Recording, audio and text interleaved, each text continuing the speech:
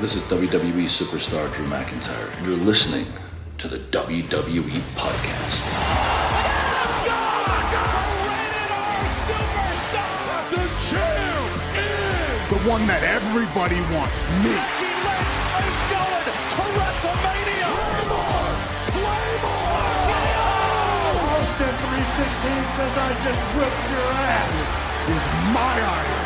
You're going to acknowledge me. Hey, everybody, welcome to the WWE Podcast, Sunday, June 2nd, I don't know what the hell I just said, June 2nd, 2024, as we get closer to the Clash at the Castle event that is our next destination over there in Scotland. So, lot to talk about here as things start to ramp up, and, you know, we can start to look at SummerSlam a little bit. I mean, the King and Queen of the Ring now have a direct impact on the title matches at SummerSlam. So there is at least a couple of matches, or at least a couple of matches that are concrete in the main events. But we don't know for sure who the champions are, but we can pretty much, you know, look ahead and say there's no chance that, you know, you're going to have Bayley probably drop the belt before SummerSlam. They keep pushing for Bayley and saying it's going to be Bayley. There's just no way. Obviously, Chelsea Green's not going to be champion. Piper Niven's not quite at that point yet in her career. And Nia Jax and Bayley seem to be the place they're going. Now, interestingly, you know, when we had Bayley become champion, I think her and Io Sky put on one of the really good matches of the card on that particular night of WrestleMania. I don't remember if it was night 1 or night 2. I think it was night 2. But regardless, they over-delivered in my mind. And leading into WrestleMania, I thought Bayley was kind of the forgotten Royal Rumble winner. She didn't get a ton of attention. It heated up a little bit as we headed closer and closer to WrestleMania. But, you know, if it wasn't for that match, I think that would have been a very underwhelming program. Now, since WrestleMania, Bayley's done a whole bunch of nothing. She's ate a ton of nothing burgers, and creative hasn't given her much to do at all. And it's very odd, and Bayley being so talented in the ring, on the mic, she's decent. I wouldn't say, you know, for as much as we all love Bayley, I wouldn't say on the mic that Bayley is outstanding. That's not her forte. I think her presence, her in-ring ability, and, you know, her ability to cut promos that feel real. You know, she doesn't yell in her promos a whole lot, so she's good. You know, I'd say she's good on the microphone, but she's very well-rounded as a wrestler and as a performer, or whatever they call them, right? And I don't know if they're using the most out of her. They're maximizing what they can out of her right now. It feels, even though she won at WrestleMania, overcame Io Sky, won the Royal Rumble, that they're still kind of pushing her aside. She didn't get any mic time this week. Her and Nia Jax were about to have a confrontation when Piper Niven and Chelsea Green showed up and attacked Bayley from behind. So Bayley and Nia haven't had that face-to-face yet. And it's, you know, they've got certainly a ton of time to build towards it, given that Bayley has almost no chance of dropping the belt before SummerSlam. So there's certainly time. But I guess my report card for Bayley post-Mania has been very underwhelming, and it's not a shot at Bayley. It's just creative hasn't done much with her or had much for her, and it's been a bit disappointing. There's time to change it, but it hasn't been exactly a star treatment for Bayley. So as we get closer here, of course, to Clash at the Castle, we're going to have preview and predictions. We're going to have maybe any of you who are attending. I know a few of you who are actually going to be going to the event in Scotland. By all means, please send in your notes. Please send in your in-person perspective, things that we may not see at home.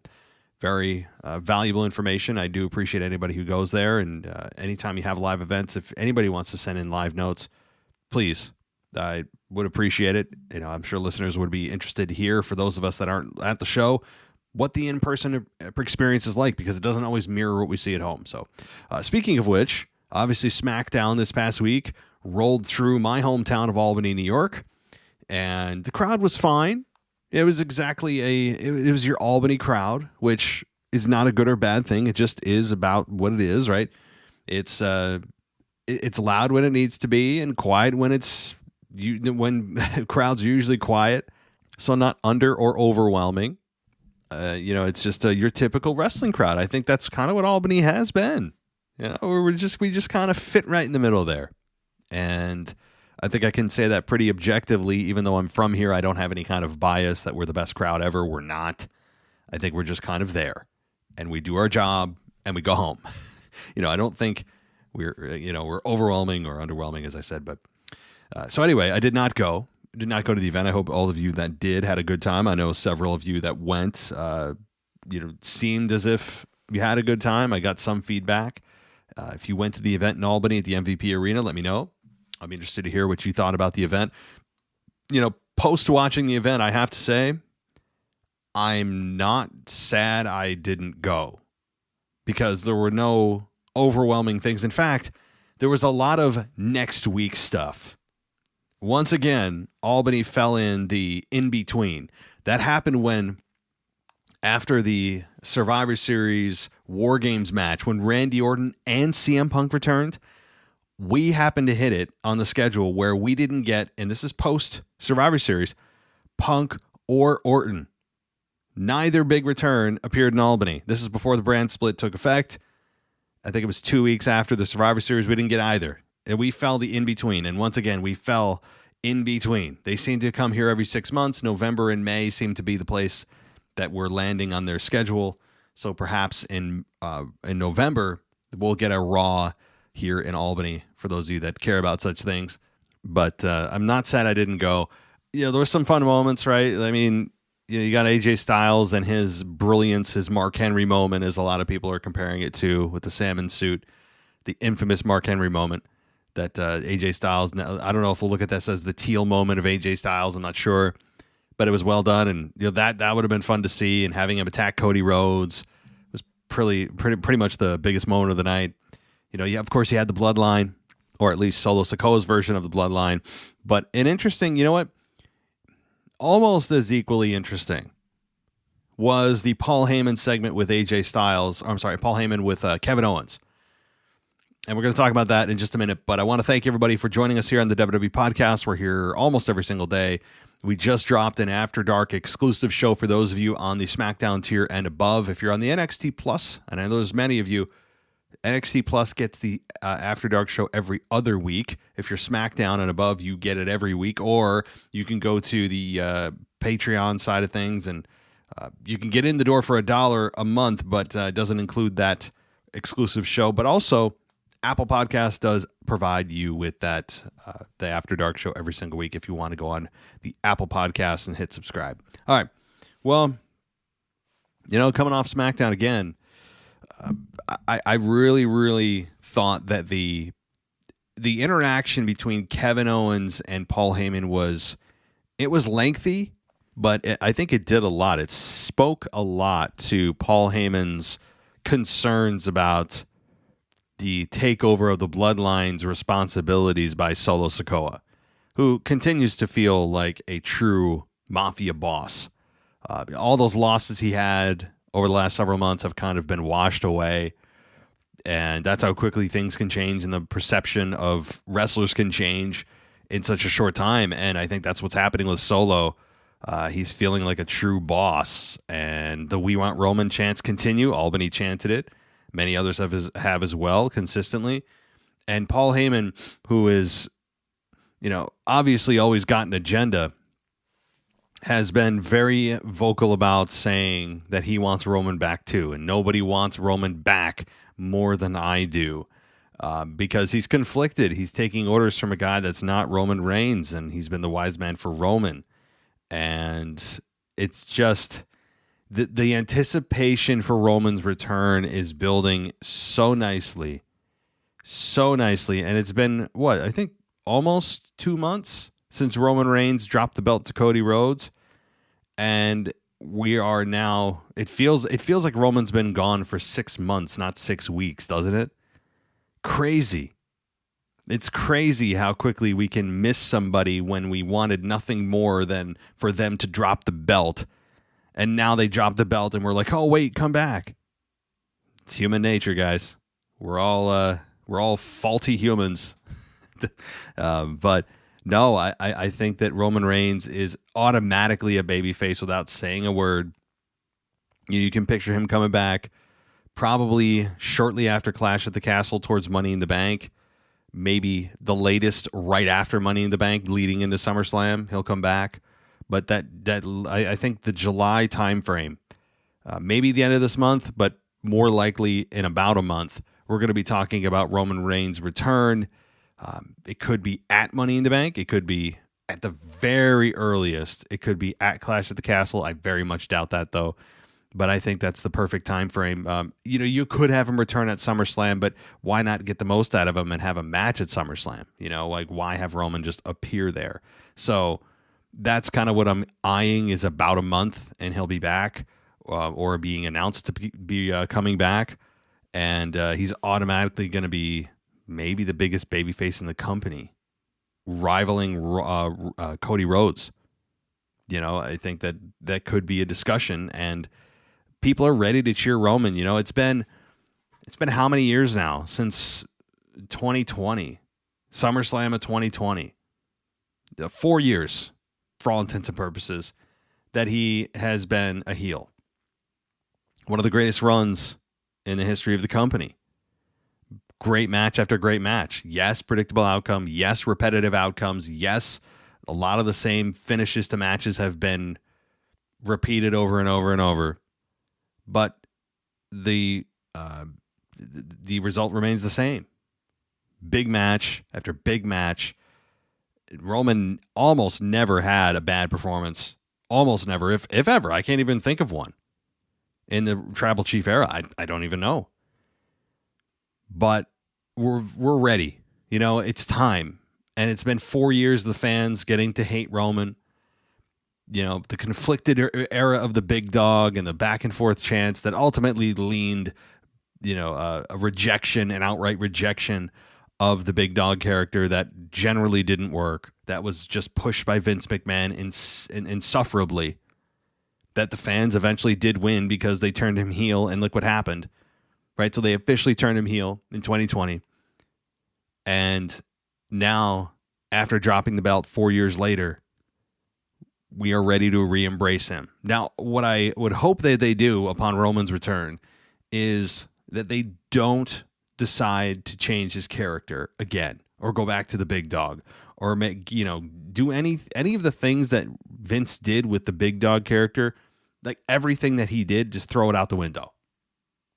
I wouldn't change a thing with the Tribal Chief character. In fact, I wouldn't change outside of maybe him running down the crowd, which obviously is a babyface he can't do. I wouldn't change a thing. There's nothing to change. He doesn't need to start smiling all the time. He doesn't need to declare that he'll be a fighting champion, right? Like all these things. He doesn't need or want the support of the crowd. He just gets it. All these things that even to today, even in the Triple H era, that their version of babyfaces has always been smiling and I'm the fighting champion and I'll defend it all the time. Well, first of all, that's never been Roman's MO ever. In fact, that was one of the biggest things that fans complained about. So you don't change a thing. You bring him back. Fans will embrace him automatically because they don't want to see Solo Sikoa taking over this group and running roughshod and reimagining it under his vision. He's lying to Paul Heyman. All of this is going to be so much fun. This is going to be so much fun. And I think that this is a very smart decision by those involved. Now, nothing's been executed yet on Roman's end, and we haven't even seen how they're going to do this. Is Roman going to get excommunicated from the group? Probably beat down by Solo and his goons. That'll put even more sympathy on Roman. And then slowly Jimmy comes back. Slowly Jay comes back. And then you have 3-on-3. Bam. And yes, The Rock eventually will come back, siding with Solo Sikoa, I believe. And then who balances out things on Roman's side? Perhaps Jacob Fatu. Or you could have Cody, believe it or not, join Roman briefly, or Sammy join Roman briefly. There's ways to do it. Yeah, I know there's brand problems, but no one cares about brand issues when there's a bigger storyline, right? So that, to me, is how you do it. Eventually, it's a 4-on-4, or you could do a 1-on-1 Solo versus Roman. Obviously, Roman Rock has to happen at some point in our lives. You know, like that's the one thing. After all this discussion, all this talk for how many years, we finally get it this year, then it's not this year, and then it might be the next year, but now it's Cody and Rock for WrestleMania. Where the hell is Roman Rock? How does this not happen, right? I think it will. I just don't want to be talking about WrestleMania 42 as the destination. So anyway, with all of that, which had actually nothing to do with this week in WWE because none of that happened, you guys can, I guess, press charges for false advertising of the title of the show because I haven't really reviewed anything this week in WWE, more of just kind of projecting out. But tomorrow, Anthony DeMarco and I will be having our current state of WWE. We'll probably touch on this and another topic or two as we do. But as you know, my schedule has been just terrible to try to co-host with anybody because I can't commit to a time. So that's why you're hearing a lot of just me. So deal with it. I mean that in a very respectful way. It's really not my co-host. It's me. It's all me. I take the full brunt of the responsibility of that one because I just can't commit, But all right. So let's continue with some of the details of this week and the AJ Styles. Let's talk about AJ Styles. He's going backstage, and he even received sympathy from LA Knight, who just had a big rivalry with him, in the weeks prior. And he's wearing this teal suit, which should have been the tip off that something's not right. And, unfortunately, I was ruined by social media seeing this beforehand. So I wasn't watching it live, which I need to start doing because social media is ruining my life when it comes to wrestling spoilers. Everything's put up instantly on YouTube and reaction videos and on X, and everybody's commenting on it. And I'm like, damn it. It's impossible to avoid. So I may start watching the dang thing live, but AJ Styles is teasing retirement. He's talking with Gallows and Anderson. Michin even has something to say about it, which, by the way, I love Michin's new look. More natural, if that makes sense. It feels like, that she's not so much covered in like I don't know if makeup's the right word, but she doesn't look like a character. She just looks like a human being, which I appreciate. And her and Nia Jax are going to be having a program for next week. And also, I think Randy Orton's going to be returning next week, and Solo Sikoa is going to be anointing Tongaloa or something like that. And so a lot of sorry, Albany, we get another, as I said 10 minutes ago, another in-between week for basically advertising next week's show. We keep rolling up snake eyes here in Albany, so I'm not really sad I missed the show. But nonetheless, AJ Styles comes out, and he's talking about his career. He did whisper something to Cody in the back and asked Cody to come out, and they embrace for a little while as the Mr. Smiles and gosh golly good guy, of course trusts the heel here, gives him a hug and thanks for everything, and then AJ beats the holy hell out of him into the steps, and then gives him a Styles Clash off the steps. I love it. Man, I love this. But it really makes sense when you think about it, because how are they going to produce an opponent for Cody with this quick of a turnaround to the next PLE? Kind of difficult to do. Pulling somebody out of thin air, while you could do it, doesn't exactly ignite the most interest, unless it's a massive star. But you usually want that build, and there's already a foundation for AJ and Cody, so they already have something to build on. There's not a lot of table setting they need to do. So, and by the way, they had one of the best matches of the year, in my mind, at the last event with Cody and AJ for the championship. So, hey, I love it. And what's funny about this is it completely negates WWE's, and even on air, AJ mentioned this, logic that you go to the back of the line after you lose a title opportunity, right? You lose a title match. Oh, you go to the back of the line. And even AJ said that. He goes like, yeah, Nick Aldis said that I have to go to the back of the line, and I can't do that at this point in my career and all this. And then I'm thinking to myself, hey, you know what a great way to skip the line is? Let's all say it together. 1, 2, 3. Attack the champion. Right? It's a tried and true formula to completely skip the line. And it is a rule of thumb. It almost never is there's almost no exception to this rule. So I think AJ was heeding my warning or reading my mind through some kind of telepathy. And he did exactly that. Attacks Cody Rhodes. And you know exactly what that means. Cody's going to put his belt on the line against AJ Styles in Scotland at Clash at the Castle. And, you know, hey, I really enjoy this because, again, you know what kind of match they're going to have. You also, in real life, know that AJ Styles is limited in how many more times he's going to be, not just in ring, but in a main event. To me, it is limited. I know that this is a setup for a storyline, blah, blah, blah, but it is playing on some real factors of time. And the fact that AJ doesn't have a lot of time in front of him left in the ring, much less in main events. So I think we need to look at this as, hey, while AJ has almost no chance again of winning the WWE Undisputed Championship, we should look at this and say, let's enjoy the match.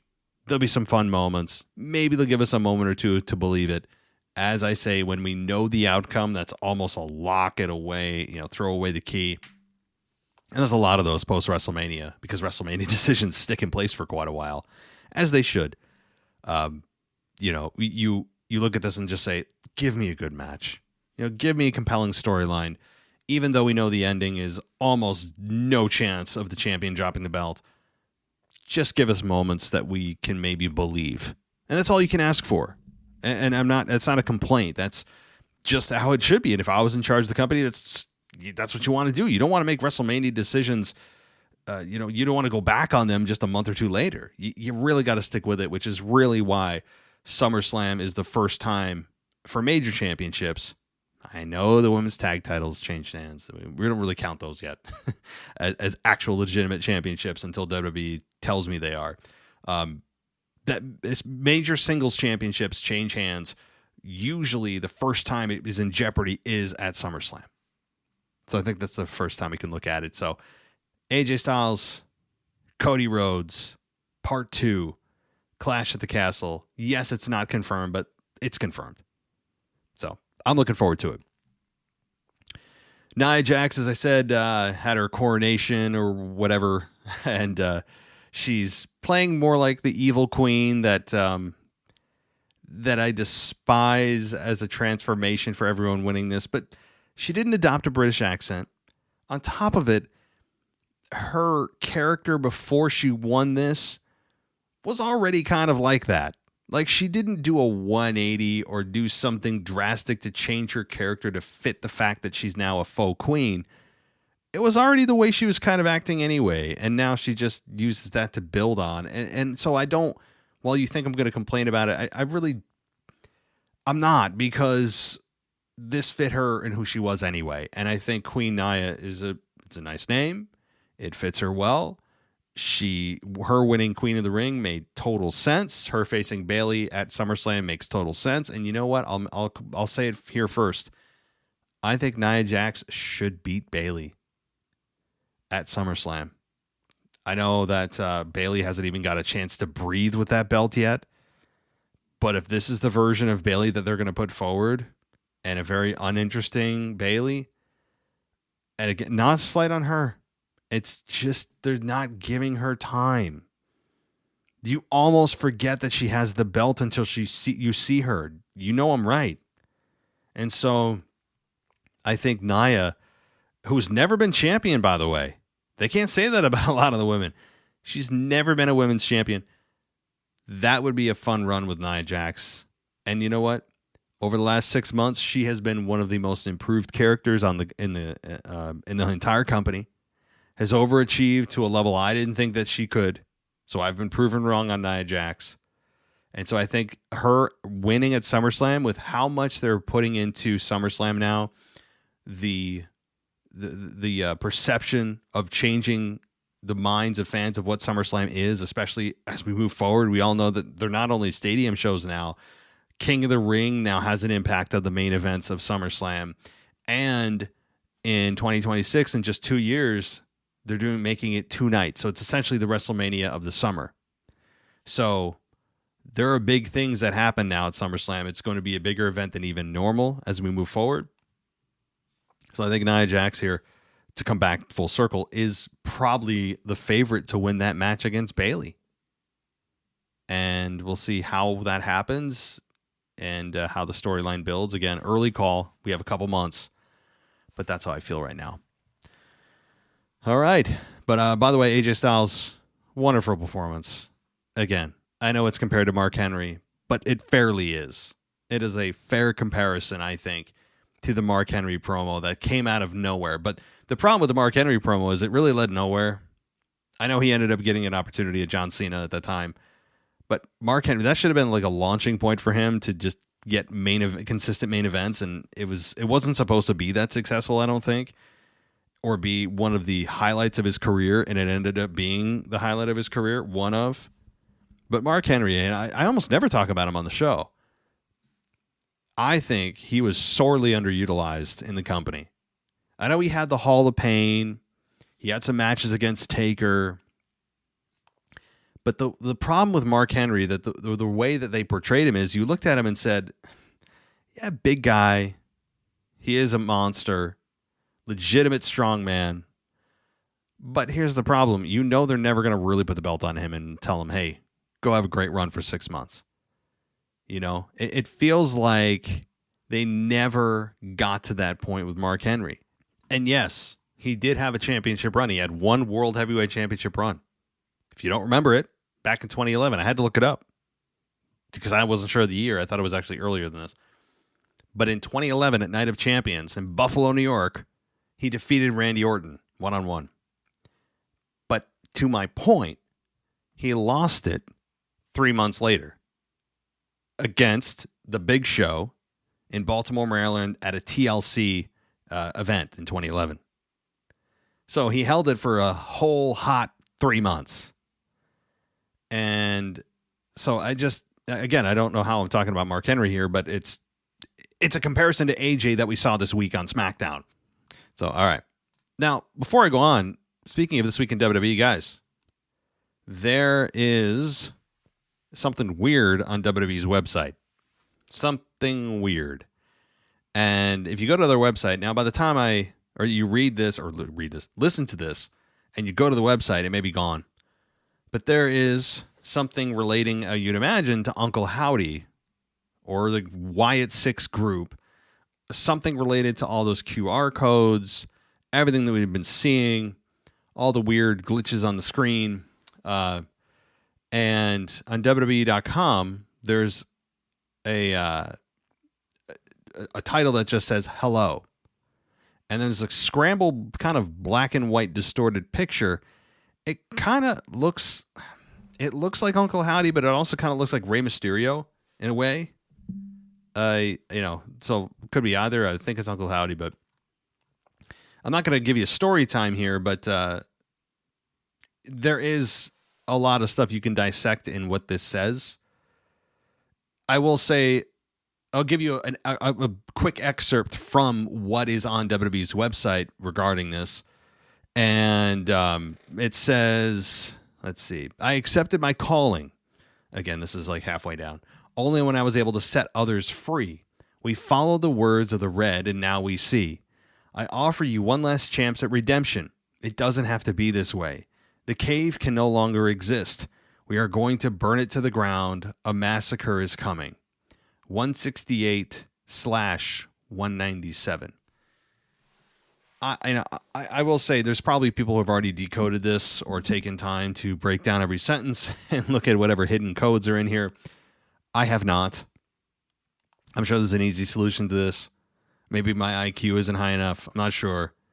It's probably a combination of my lack of actual intelligence and my just desire to try to figure this out. It feels very Bray Wyatt-y. I'm sure the numbers are something relating to when they're going to attack that I can't decode. Who they're going to target, I don't know. Maybe it is Rey Mysterio, but I think that's actually a mask for Uncle Howdy.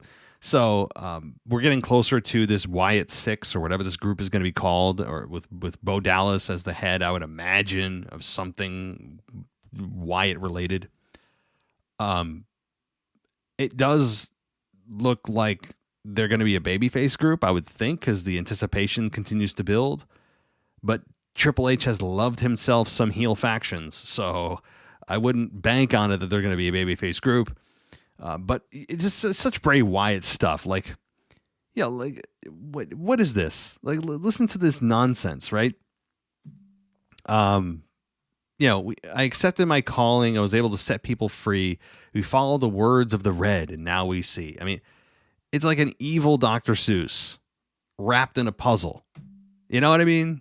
Like, I know a lot of you love the Bray Wyatt character. And I did too. And I know that there's some nostalgia now and some remorse that goes with his passing. And so you kind of feel even extra emotional about it. And I'll stand by my ground. Like, I thought there was a lot of the Bray Wyatt character that, to me, like, I didn't want to go through the effort of trying to, get a decoder and have to, reach out to the Pentagon to decode his stuff and sift through it. I'm just like, bro, like, I appreciate your kind of quirkiness and your speaking in riddles and your gobbledygook, as LA Knight perfectly put it one time before their Pitch Black match, the Mountain Dew Pitch Black match. Don't want to forget the sponsor there. And so, like, many of you love that. You love hearing the riddles and thinking, oh, wow, he's so intricate and nuanced and so unique. I, at times, got very frustrated with the character because I'm just, bro, tell me what the time is. Don't tell me how to make the watch. I felt a lot of times it was just too much riddles wrapped in a riddle. And I just don't have the time for that. I don't watch wrestling to think too much. I feel like I'm insulting myself, or I don't know. Who cares? My point is, if this group speaks in riddles too, much like a lot of these darker groups do, like the Final Testament, they speak in riddles a lot too. I don't know. We'll see. It could work out very well, and maybe they don't speak in Bray Wyatt. They don't use Bray Wyatt speak, I should say. Bray Wyatt's like its own language, and they're just more direct. I like more of a direct speaking faction, or even single star. You can be cute with your words, but don't give me riddles all the time that you need me to solve. All right. Anyway, there's also, interestingly, a little text here that I just saw, and it's quoting a Bible verse. So hold on. I'm going to look at what this is. This, I'm pretty sure it's referencing a Bible verse. Revelations 13:11. Let me actually look at that. I know that we're not supposed to talk about religion or politics on the show, but I'm going to break my rule because WWE is forcing me. 13. Okay. I'm typing it in right now, guys. So bear with me. I'm not using editing because I'm too lazy. Okay. So Revelations 13:1. Let's go to it. And aha. This is very perfect. It's perfect. I should have known. You ready what Revelation 13:1 says? I know that I don't care what religion you are. This is not really this isn't Bible study hour. Okay. This is because wrestling told me to go here. All right. So those of you that, he's talking about religion now. No, WWE is forcing me to look at this Bible quote. Now, Revelation 13:1 says, "And I saw a beast rising out of the sea with 10 horns and 7 heads, with 10 diadems on its horns and a blasphemous name on its heads." Okay. Referencing a beast rising out of the sea. That is very appropriate. So what kind of beast? I don't know. but cool. Yeah, I like those little intricate things. Sneaky stuff. But I don't want speaking in riddles. Please, no riddles. All right. I think I've said my piece on that. All right. So in the main event here, beyond AJ Styles and his now teal suit promo, maybe that's what it'll be known as, we did get a tag team match. And this was Montez Ford and Angelo Dawkins, who also aren't doing much of anything lately, versus Tama Tonga and Tonga Loa. The match was really good. It ended with Tama Tonga and Tonga Loa defeating Montez Ford and Angelo Dawkins. And it was because of a flatliner, and they got the victory. So, do you really expect the Street Profits to beat the Bloodline right now? The Street Profits haven't done anything of interest. They are just almost... I don't know why they keep them together. I mean, the fans still react to them. Maybe that's why. But you talk about plateauing, man. They don't know what to do with them. I don't know if they're ready for Montez Ford to be a breakout star. Maybe they don't know what to do with Angelo Dawkins if he's a breakout star. Maybe they just need them as a tag team for depth. I don't know what it is. But they were, baby faces for a while, doing their solo cup gimmick. And then they aligned themselves with Bobby. They were heels for a little while. People were intrigued. They went back to being baby faces because the storyline warranted it. And then they're just kind of floating out there in obscurity now, and they're just like a shell of themselves as a tag team. Now, still very good in the ring. Let's not take anything away from them there. I'm simply talking about just the interest in their characters, which is just kind of like, oh, wow, Street Profits are still here. Cool. It feels weird to say that, but that's kind of how I felt when I saw them. I'm like, oh, all right. I mean, I'll watch the match, but it felt kind of weird that I felt surprised that they were there. But the match was very good, and it made sense that Tonga Loa and Tama Tonga get the victory. They are the new blood. No pun intended, but they need the momentum. They can't be losing anything right now. I wouldn't anyway, but all right. So let's continue with, let's see what else happened here. Apollo Crews, speaking of which, versus Andrade. Now Andrade beats Apollo in 7 minutes. Hey, remember when Apollo Crews, just a few short years ago, was challenging for the Intercontinental Championship, and he was carrying a giant Q-tip around and actually adopted his accent again and felt relevant. And I remember saying that this is a great version of Apollo. Yeah, those are good times, huh? Yeah, good times. Because now we're back to Apollo just being Apollo. And he's just there. And he doesn't have his large Q-tip anymore. He doesn't have his bodyguard anymore. And I miss that version of him. He really embraced his heritage, and it worked.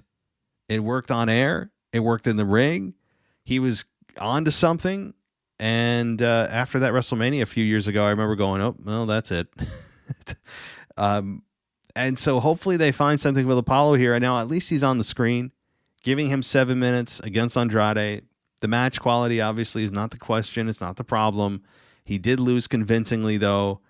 And then he did attack him after the ring or after the match, and I think he attacked. He didn't attack Andrade. He attacked Angel Garza, or it was one of the members of Santos's group backstage, and I think Angel Garza, I think it was, and so Apollo isn't taking anything lying down. But he also is still feeling like he's not a main character, or he's a little bit lost in the forest when it comes to where he should be or what his character is right now. So, it was kind of weird. And also the group, Andrade he denied, Santos's group, and now they're trying to let him back in, and Andrade saying no. And they feel insulted. Angel Garza feels insulted, and so Andrade is still kind of doing his own thing. And I don't know if that's a good idea that Andrade joins or doesn't, I don't know. Because Andrade still hasn't found his own identity yet since his return to WWE. I mean, he just hasn't. But would he get lost in the mix of Santos's group? I mean, Legado del Fantasma is a group that it's got a nice name. It's got a lot of members, though, already, it feels like. And adding Andrade to this group with Santos already there, I wouldn't hate it. Maybe that's where they're going. I'm concerned that you kind of water things down when you keep adding people to the group. But Andrade makes sense. I don't know.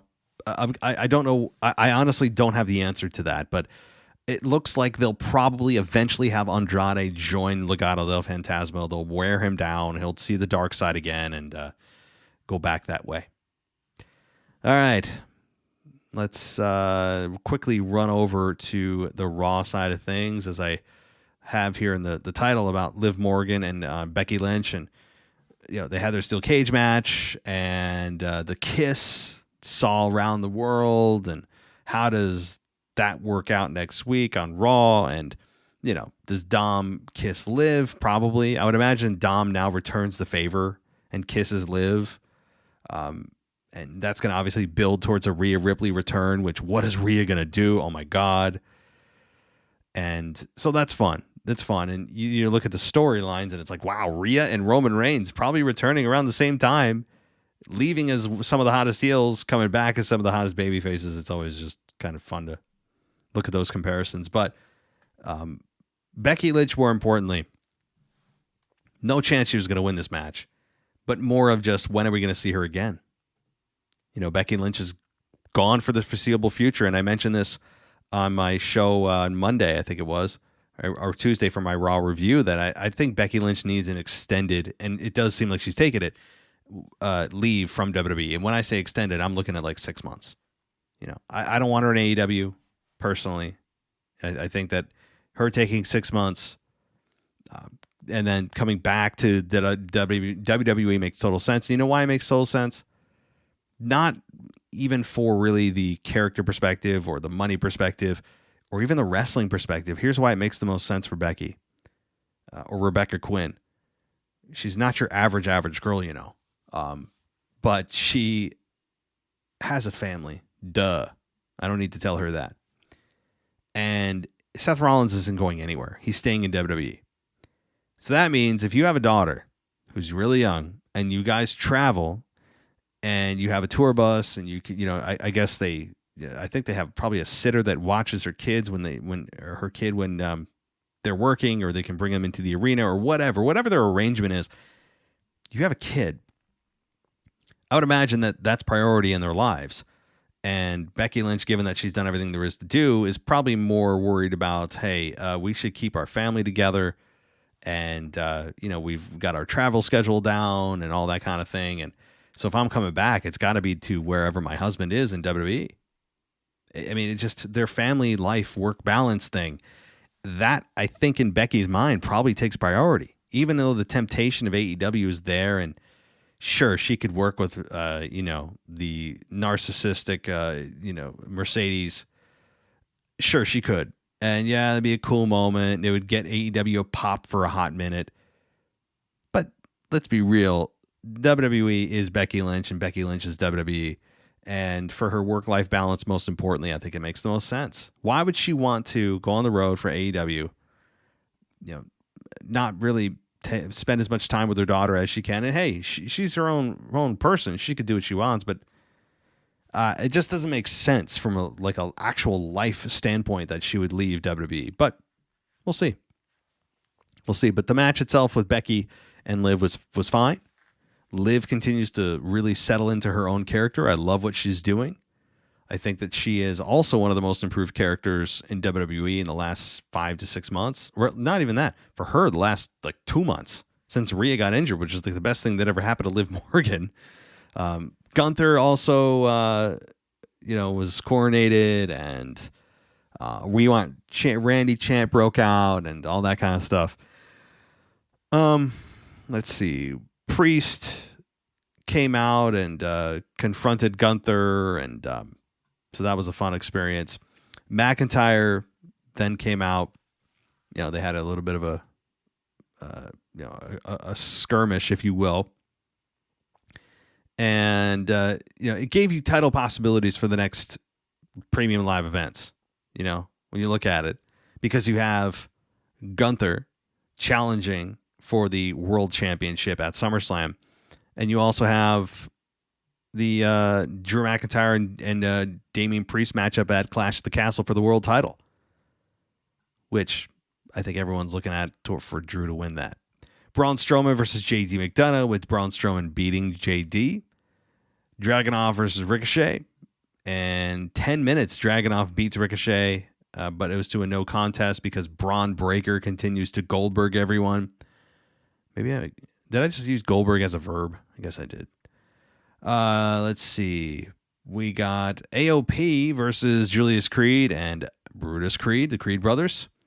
Quick match with AOP beating them. I did not like this because, hey, the Creed brothers have really settled themselves into a nice role on Raw. While there's almost no character development for them, they've succeeded in spite of that by just being great professional wrestlers in the ring. Their in-ring product has been their voice, and it has been successful. And when you take that away from them, it hurts.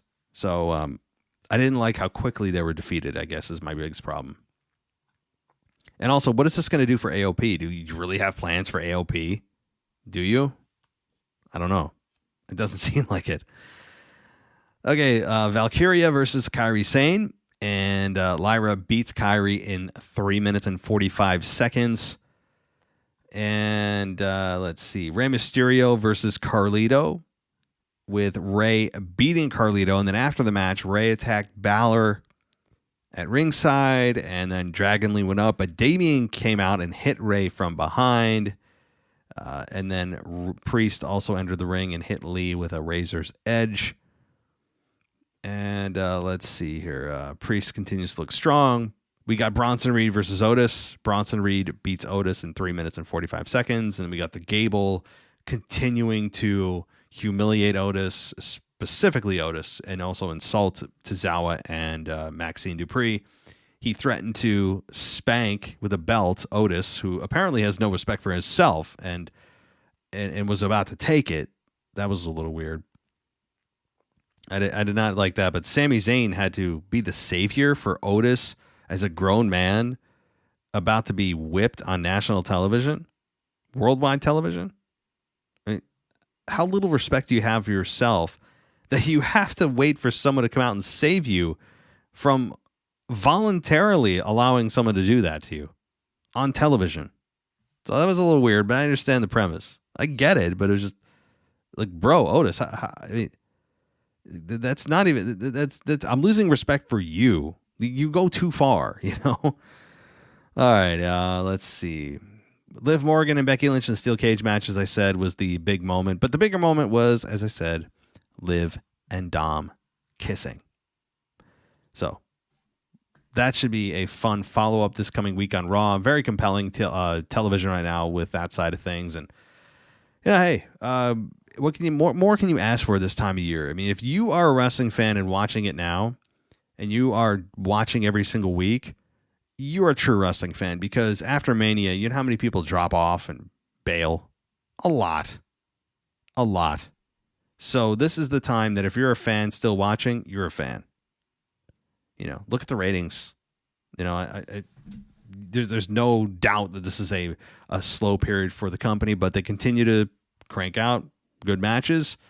Star power is way down from WrestleMania due to injury or just due voluntarily to, or other factors like The Rock not being there because of his movie schedule. There's a lot of reasons why, but the star power is way down. But it's about to be ramped back up. I keep saying this, but guys, think about this. Charlotte, who will probably come back, I would imagine, on SmackDown, but we'll see. She's got to be getting real close. We have Charlotte floating out there. We've got The Rock, Roman Reigns, CM Punk, just to name a few. Rhea Ripley. There's 5 massive stars that are going to be back in the coming months. So if you're a fan now and you're still cheering on the product, you're going to watch the rest of the year. You know, you're the true fans, guys. You guys are the real G's, right? Okay. I'm getting weird. Time to head out. Thank you so much, everybody, for listening. If you want to go ad-free, patreon.com/WWE podcast. Great way to do it. Or go to Apple Podcasts for your ad-free experience there. WWEpodcast.com also is a thing. It's still a thing, guys. I still have a website. So, yeah, I know like websites have gone kind of out of style. Everything's apps. But, all right. Thanks, everybody, for listening. I'll be back tomorrow with the current state of WWE. Until then, take care. Thanks for listening to the WWE Podcast. Don't forget to subscribe on your favorite podcast app so you don't miss a show, or head to WWEpodcast.com.